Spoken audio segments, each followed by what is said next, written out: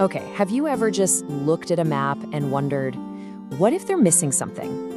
Not another continent across the ocean, but one right under our feet.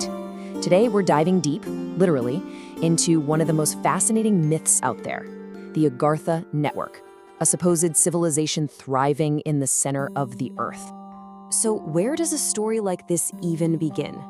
Well, a lot of it points back to a pretty wild claim. Back in 1947, Admiral Richard E. Byrd, a true American hero, one of the most famous explorers of his time, was on a flight over the North Pole. But what he supposedly found wasn't just ice and snow.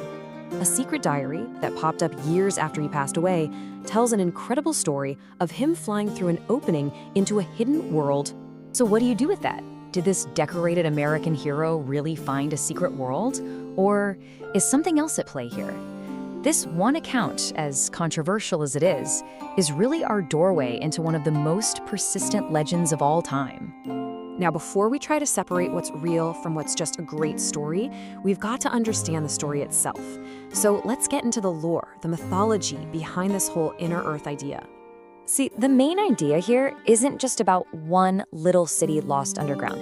No, the theory goes that the Agartha Network is this huge web of communities, a whole civilization that decided to leave the surface world thousands of years ago and just developed in secret. And you know, this idea of a world inside our world, it's surprisingly old. It didn't just start with Admiral Byrd. Way back in 1692, the astronomer Edmund Halley, yep, the same guy with the comet, actually proposed a scientific theory that the Earth was hollow. And that modern idea is really just an echo of ancient Tibetan legends about Shambhala, a hidden kingdom of peace. Through the years, the story has been kept alive by books, novels, and even wild conspiracy theories about huge military missions like Operation Highjump in Antarctica. So who are these people supposedly living down there? The stories call them the Elder Race. They're said to have fled the surface to escape some ancient catastrophe, and in their isolation, developed some truly mind-blowing technology. We're talking free energy, flying craft that defy gravity, and get this, an inner sun that lets them live for hundreds of years in this perfect hidden world. Of course, it is an absolutely fantastic story. And when you lay it all out like that, you know, a little skepticism is probably a good thing. It raises some, let's say, very practical questions about how any of that would actually work. So, holding on to that healthy skepticism, let's pivot. Let's move away from the lore and look at the logic. What does actual science have to say about a world within a world? Because this is where the story takes a sharp turn. And this really boils down to two totally opposite ways of seeing our planet. On one side, you have the hollow Earth theory, this amazing, romantic idea of another world inside. And on the other, you have the solid Earth model, which is built on decades of hard data that shows our planet is made of distinct, incredibly dense layers of solid and molten rock. Yeah, from a scientific perspective, the whole hollow Earth idea hits three huge walls. First off, gravity. A hollow planet just wouldn't have enough mass to keep our feet on the ground. Second, we can actually see inside the Earth using seismic waves from earthquakes, and those waves tell us they're traveling through dense, solid stuff, not an empty space. And finally, the conditions down there, they are just way too extreme for life as we know it. Let's just hang on that last point for a second. The estimated temperature of the Earth's inner core is 5,200 degrees Celsius. To put that in perspective, that's nearly as hot as the surface of the sun.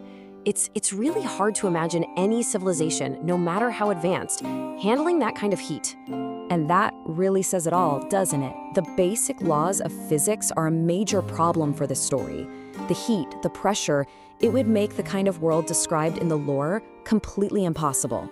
Which brings us right back to that diary that kicked this whole thing off. The general agreement among historians? Admiral Byrd's secret diary is a fake.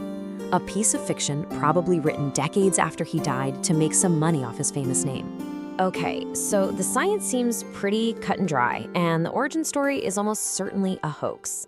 So why are we still talking about it? If it's not real, why does this myth refuse to go away? So do we just stamp myth on it and call it a day? Well, yeah, but maybe if we just dismiss it, we're missing the whole point. The power of a story isn't always about whether it's literally true. And maybe this is the real reason the legend of Agartha is still with us. In a world where it feels like every square inch has been mapped, photographed and put on the internet, Agartha represents one last great unknown. It's a symbol of pure discovery, that hope that maybe, just maybe, there are still big secrets out there for us to find. Maybe Agartha isn't a physical place you can find on a map or with a drill. Maybe its real location is symbolic, a metaphor for the vast, unexplored worlds inside each of us. So maybe the question isn't whether there's a world beneath our feet, but what undiscovered worlds are waiting inside of you?